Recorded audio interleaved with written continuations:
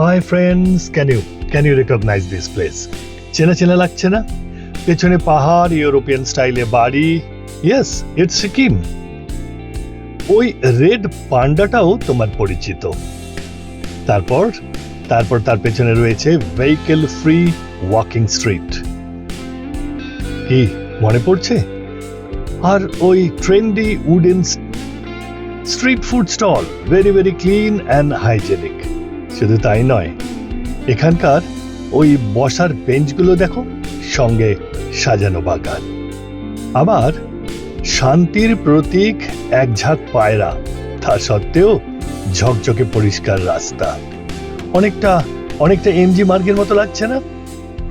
আরো আছে organic farm প্রোডাক্টসের ঠাসা একটা বাজার, যার বেশিরভাগ দোকানিরাই মহিলা। কি পাওয়া যায় না এখানে? সবুজ শাকসবজি, বিভিন্ন ফল ফলাদি আর সংসারের প্রয়োজনীয় সব রকম জিনিসপত্র।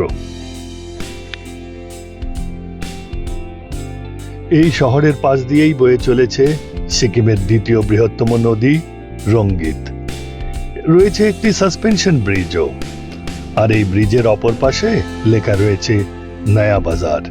এখান থেকেই যেতে হয় ওয়েস্ট সিকিমের বিভিন্ন প্রান্তে।